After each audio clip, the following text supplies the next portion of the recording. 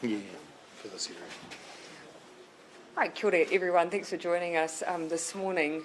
Just wanting to reference here, given that we're at a site where we have a number of apprentices, I think I counted 4 who are apprentices or have newly started on the job here, and that is essentially part of our very strategic focus on investing in infrastructure, creating a pipeline of work where new trainees are able to find opportunities and find employment.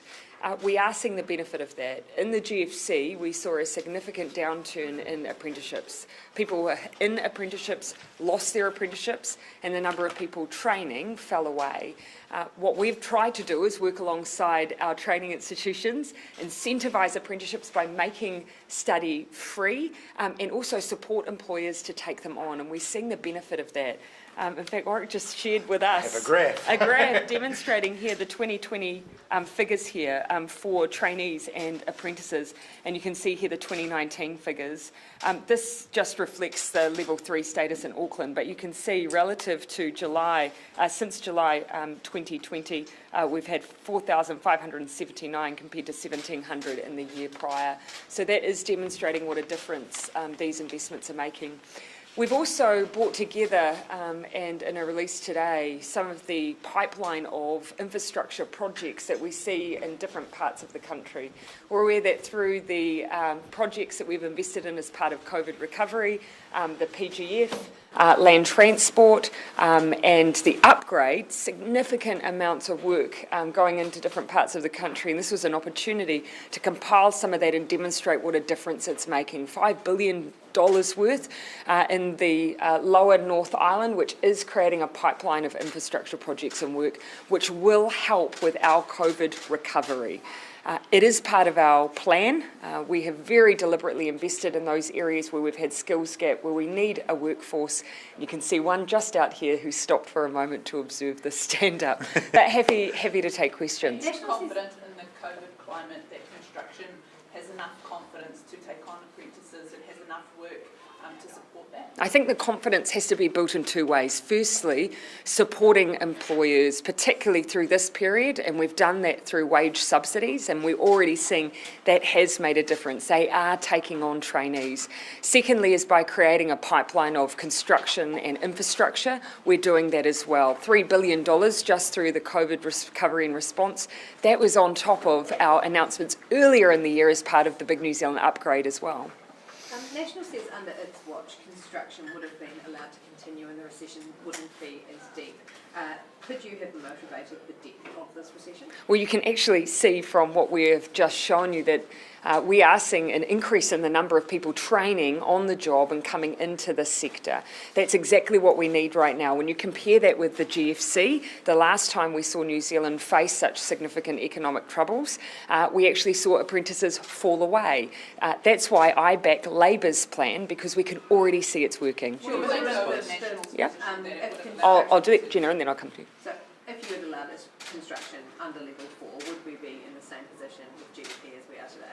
Well, of course, keeping in mind that some of the significant blows that we've experienced around GDP do relate to the very thing that's also given us economic freedom and the opening up of our economy, and that was our borders. So yes, we have seen that we've lost international tourism. That will have an impact, but at the same time, we have had prolonged periods where we've had full economic activity, including construction all the way through level 3. Is allowing construction to go ahead under level 4, say, or level 3, is that realistic, or do you think that's irresponsible? Well, keep in mind that over this entire period, 7 months or so worth, we only had a period really of 6 weeks where that wasn't happening.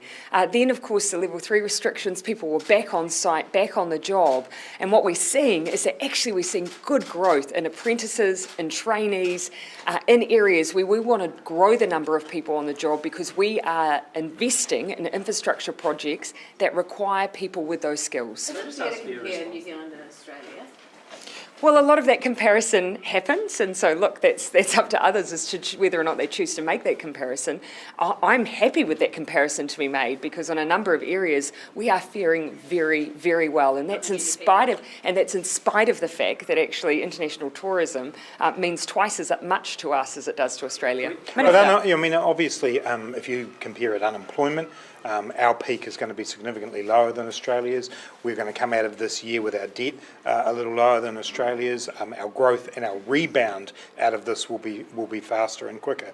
And I think that's the whole point. Our strategy was to go hard and to go early, to get on top of the virus. And then in the September quarter, you'll see the rebound from that. We already know, the New Zealand Activity Index for July was 2% up on July 2019. So I back our approach. I think we compare well with Australia on a number of fronts, and we'll see that as time goes on. I think one of the key questions here, it's not just about what's happened over that June quarter in terms of the effect of lockdown. It's actually about the rebound. And I back New Zealand's rebound. I think we're already seeing that we were able to open up a lot more quickly. We're seeing activity picking up. Even with some of the more recent restrictions, we've seen a return to activity. Whereas, compared to Australia, we are in a much better position. On the rebound, Yeah, on the rebound, will you say that then we're now on the other side of the recession? Well, a technical recession is two quarters of negative growth in a row, and there's no doubt that the September quarter will see us rebound significantly. The point being that this was our strategy, and GDP is just one measure of the overall health and well-being of a country. The fact that we were able to get through this 1 in 100 year shock with very limited number of deaths, they're all sad, but compared to other countries, we've done significantly better in that regard, and on indicators like unemployment. Yeah, my question would be, what's your measure of success? In a global pandemic, what do we measure success on? Success for me is saving people's lives, supporting and saving people's businesses, and coming out the other side faster and quicker and with more activity out the other side, and that is what we're seeing in New Zealand. Could a recession under Labour hand National to win in the election? Look, I back our results. I back the fact that we are, because of our response of going hard and going early, in a position now where we have people back on the job, we're growing apprentices, and we have a huge pipeline of infrastructure coming on stream. I back our approach and our plan because it has worked. And just in response, though, to the actual magnitude of the number out, say 12.2%. Well, look, actually, relative to where people thought we would be some months ago, it's come in obviously lower. People have been revising their forecasts based on just the speed at which we came out of those alert levels, the speed of the recovery. And so, look, not unexpected, but as I've said, for me, it's not just what that quarter is showing us, it's about the rebound thereafter. And we're putting a lot of energy through our 5-point plan into making sure that rebound is solid and that we are building back stronger as a result. And let's be absolutely clear here. There is no way that any political party could claim that there would not have been a recession in New Zealand during this period of time. This is a 1 in 100 year global economic shock. The number sits alongside similar numbers in Canada and the EU and so on. We have a particular profile in our economy where some of the exposed sectors like tourism are more affected, and we went harder and we went early. And as the Prime Minister says, it's about the rebound, and we've already seen that in New Zealand. When you took on the job as Finance Minister, did you ever think you would see a 12.2 drop in GDP? Of course not, and obviously, this is a 1 in 100 year shock.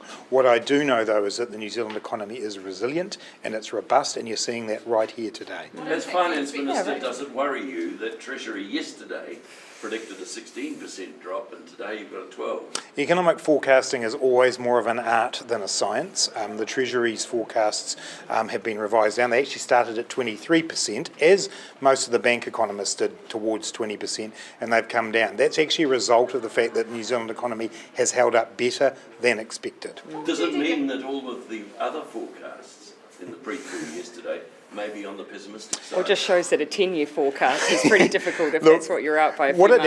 it actually does mean is we will now start from a better base in terms of the forecasts than what Treasury did. So when we come to the half-yearly economic update just before Christmas, we'll actually have a better base to move on from. Look, different forecasters take different approaches. In fairness to the Treasury, they closed their forecast off in about the 21st of August, so a bit more data came in for June after that. It is really important to remember this is backward-looking data. Where we are right now today in New Zealand is an economy that is up and going again. Can Labor actually deliver on an infrastructure plan to help boost the economy? Yes. National says that you've proven that you can't. And of course I would refute that. It's election time, so of course you'll get a bit of banter back and forth in that regard. But look, ultimately we have already generated an investment plan that's seeing, for instance, $400 million going into our state schools across the country. That is already underway. I was just down in Dunedin, where of course we're starting the work and already the demolition is going on for the build of Dunedin Hospital, the largest hospital build in the country. The remedial work that we've done up at Counties Manukau are just some examples of projects that we already have underway. Our plan is to continue to expand those because the last national government did not invest in infrastructure. What would you do differently this time around? Oh, sorry, Ben, I'll let you have a go. New South Wales just reported that the third straight day there's no cases in the community of COVID-19. Yes. This is obviously good news, and it does mean that New Zealand's on track to downscale its restrictions, is that right? Look, certainly that is what we were looking for those decisions that we'll be making, that confirmation of our plan that we'll be making on Monday on the final advice of the Director General. What we've always said, of course, is that, yes, the cases that we have, that's what we track. We also look just at the wider risk profile and what the modelling's telling us. All of that helps inform the Director General's advice. But I mean, it does paint a certain picture, doesn't It does say, look, we're on track. Our plan, once again, is working. It's doing what we intend. We always need to just be a bit cautious because we are a country who's adopted a strategy of eliminating and then going to full freedoms. So you have to be careful that when you go to those full freedoms, you're ready. How much of the COVID restriction? Oh, I'll go to, sorry? Would Labor reduce taxes on cigarettes? It's No. something Winston Peters wants to see. No. Would you negotiate on that with him? No. You'll recall that in the last term of government that has been an area where we had legislated increases which we continued with.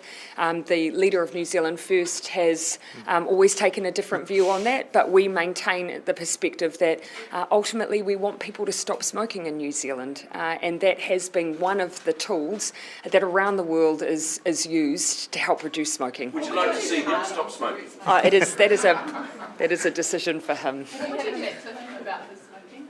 Have I ever had a chat with Winston Peters about his smoking? No.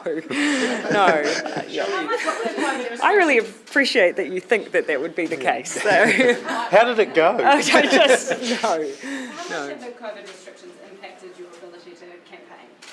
Oh, look, actually, I haven't found it particularly limiting. One of the things that we have had to alter is we've often had rallies. Obviously, those we've had one called off this weekend. Obviously, we're not having those.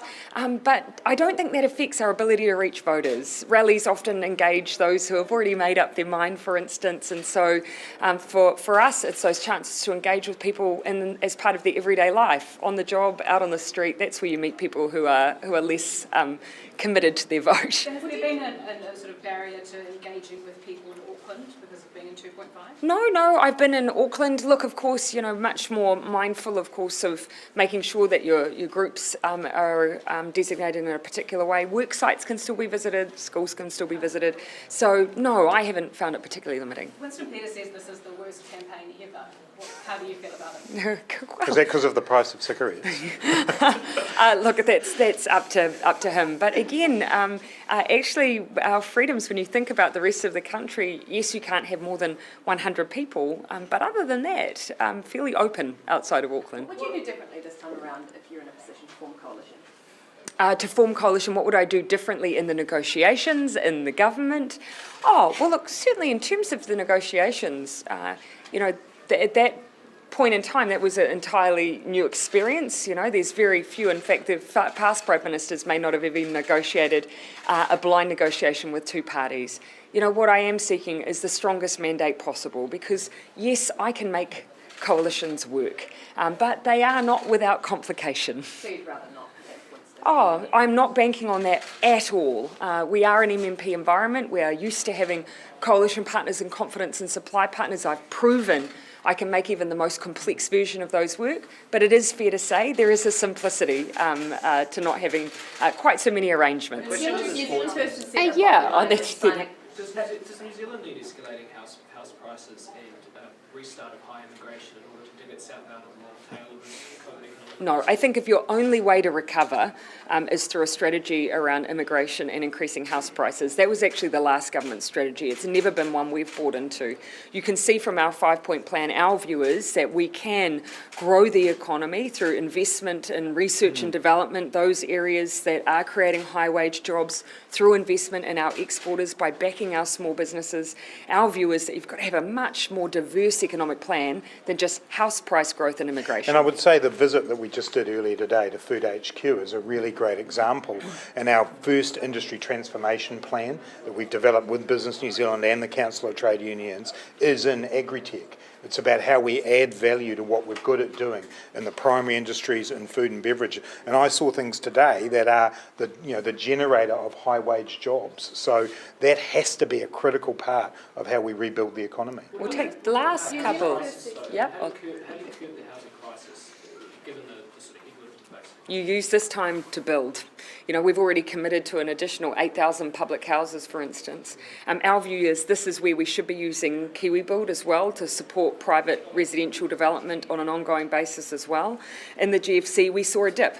You know, it's not what we need in a time when we both have housing need and we also need to be stimulating growth. So can we expect some KiwiBuild announcements? Is that...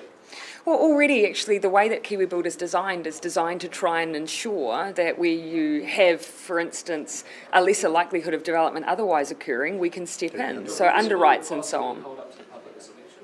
Sorry? Is it a policy that you're going to hold up to the It's still in existence and it's still doing the job that at this time is required. Underwrite, for instance, other mechanisms that allow development to go ahead in times that often developers pull their foot off the pedal. There's also a fundamental piece of work in terms of how we organise building and infrastructure in New Zealand. And so the National Policy Statement on Urban Development, the Infrastructure Funding and Financing Act, the reforms of the Resource Management Act, all of those fundamental underpinnings are an important part of making sure that we build more houses more quickly. I believe there a Ben case had for having there was a another- sports Oh. question. Well, I was just going to ask about the precedent you've set in terms of quarantine for the Wallabies. Does that provide a baseline for other sports? Obviously, cricketers will look at wanting to come here, potentially Matilda's football ferns have been mooted as well. Will you look at modified quarantine It's a rates? fetching cricket hat you're wearing, Ben, actually today too. Yes, yes, that is true. I mean, what we've learned in the process of working through the arrangements with the Wallabies, we are using. We're in very active discussions with netball and cricket, and I would hope to be able to make announcements about those in the coming days. New Zealand First says its bottom line is to sign off on economic strategy. Would you agree to that? Sign off on their... On economic strategy. Right.